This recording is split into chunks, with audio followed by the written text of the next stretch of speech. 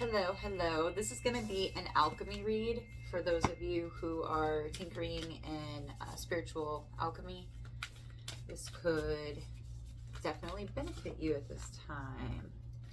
We have Uranus. Chiron wanted to peek its head out, which is the wounded healer being shot by their student by accident.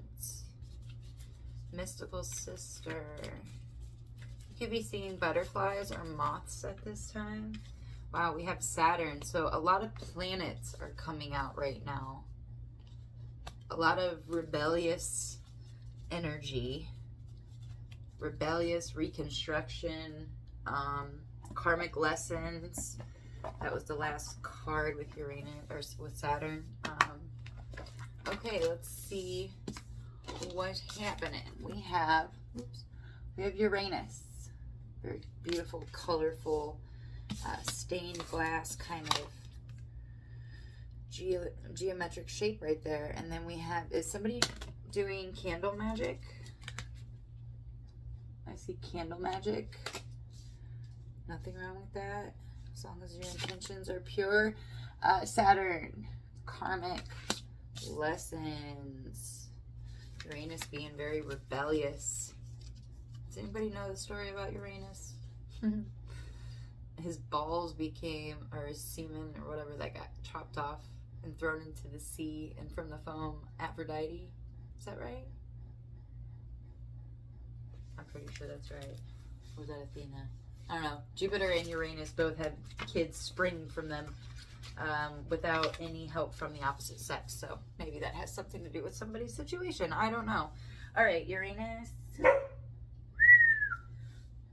1.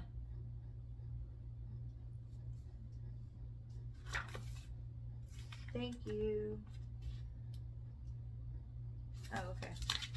Wow. Awakening, brilliance, individualism. When Uranus strikes, we are in for a surprise. Not in the outer world, but in ourselves. What wasn't possible before is possible now. Thanks to Uranus and its ability to shatter our preconceptions, this shift in perspective or identity brings newfound freedom and opens up dormant energy. Ooh, I'm feeling like that, the junk DNA becoming activated in somebody. For an alchemist, this may be experienced as a long-awaited aha moment or a sudden stroke of genius. Inventions and innovations are born under Uranus energy. This card may also appear to show us what is particularly unique about ourselves or another. A seemingly random or idiosyncratic quality may end up being the secret ingredient needed in the laboratory. The alchemist knows that radical energy isn't sustainable, and so the work is to show up each day whether or not Uranus strikes. Okay. Read the poem Ego Tripping by Nikki Giovanni if you want to go deeper. And also to sit and ponder the opposite perspective. The opposite perspective in any situation that you're in. It does help balance things out so that you can make sure that what you're perceiving in that current moment is based in reality or based on things you've experienced in your past, especially if you feel like those things never were resolved or never were healed within you. Don't get attached to Uranus energy. It can lead to a restlessness or chasing of inspiration, always looking for the next best thing. Take its medicine as an occasional blessing. So you don't want too much of this. It's like an addiction personality. Like if you've known to become addicted to things in your past, you know that's like a trigger. That's something, even if you have healed it, it's still a part of you. Like it's just about integrating it so you can identify it, so you can put a stop to it before it actually occurs. Uranus is aligned with the story of Prometheus, the god of fire. Consider his myth and relate it to your own story. In what instances have you been Prometheus-like? So Prometheus, I believe, wasn't he chained to the rock and had his liver gouged out by an eagle? Was it an eagle? It was some kind of bird. I had a lot of references to birds today. So, cool. I like that. All right, Mystical Sister is next, which is 50. 189. Yeah. The mythical stories are actually pretty interesting. All right, Sacred Ally Anima Outreach. Just when you thought you could transverse the alchemical path by yourself, Sorrow Mystica appears. This card indicates a dear friend or sacred ally holds you in their heart at this very moment. With their support, you are able to do what you cannot do by yourself. Between you exists an alchemical pact based on the ingredients of respect, honesty, and unconditional love. It's as if you've known each other for many lifetimes. You may have shared an experience from which you are always bonded. This archetype may come in any gender, age, or form. One distinct characteristic of Sorrow Mystica is that they practice the art of witnessing and listening. So being the observer and really just absorbing, being the receiver. They they have no need to judge, fix, or give advice. Presence is enough. When this card appears, tend to the flame of friendship. Be a mystical sister to another. So without judgment, you know, the people that come into your life, like be discerning and you know, don't get yourself in situations with people that you know aren't for you, but also being as graceful as possible, and just listening, basically. just being the observer and not, you know, just soaking it all in. Don't feel like you have to speak all the time and give your advice all the time. Sorrow Mystica is the remedy for the isolation of our time.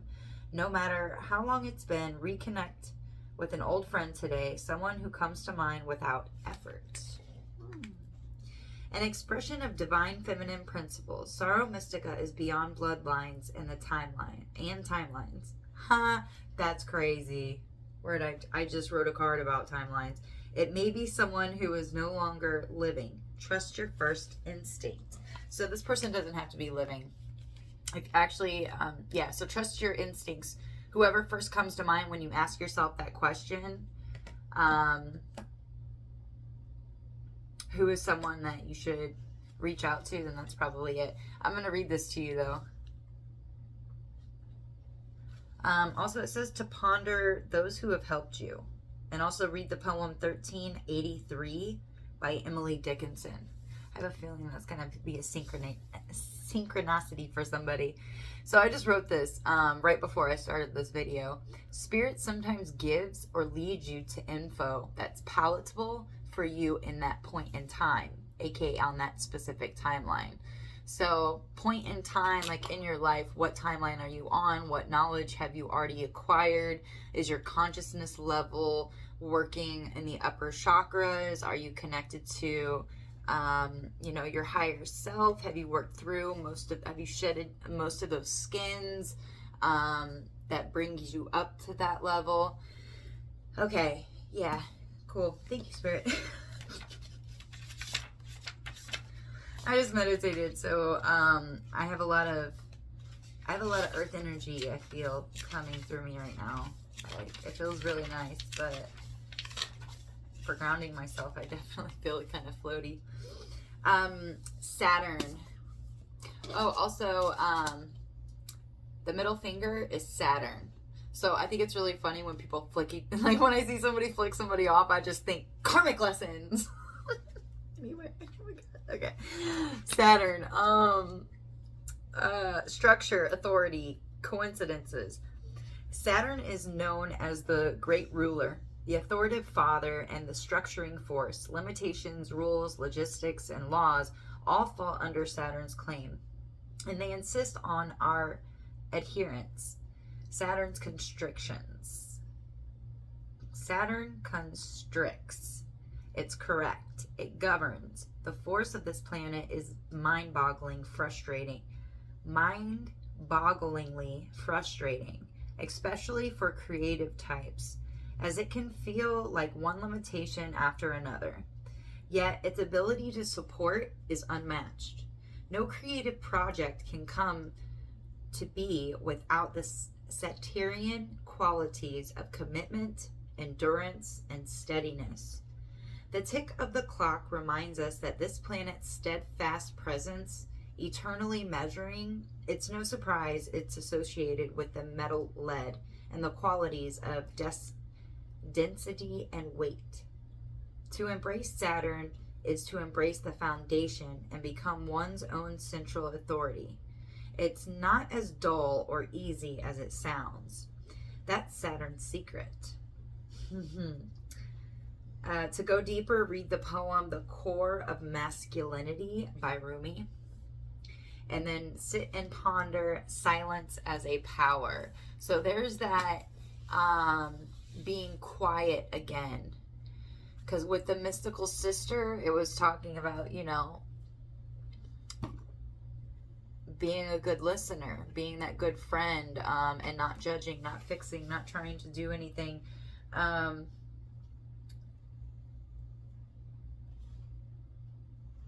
Silence can be power, especially if you might tend to say the wrong things or they're misunderstood. Maybe run it through your head first. It might get a better edited version.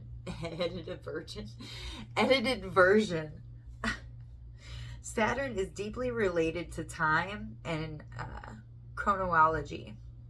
It is linked to the Greek god Kronos and to Father Time. Consider your relationship with the clock today, and above all, don't be late.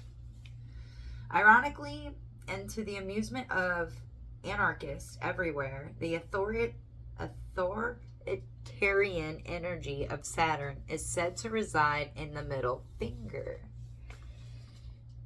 Authority. Oh my god. Oh, that's funny. That's funny. So,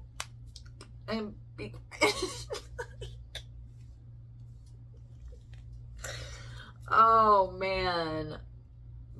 Authority and should we just go like oh man. I'm cracking up. So if you're doing a and at the beginning it talked about, relying on that Uranus-ness energy. So maybe you're working on a project or something. This is really cool, actually. I gotta point this out.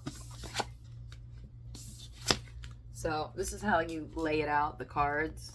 And I think it's great how it's like black and white, the yin and the yang. Like you need to do your shit, but you need to be quiet and listen up. Because if people are complaining to you and whatnot, definitely be protecting your energy and calling in your angels and whoever it is that you call on for your protection of your energy, or just to, notice when somebody's trying to pull your energy.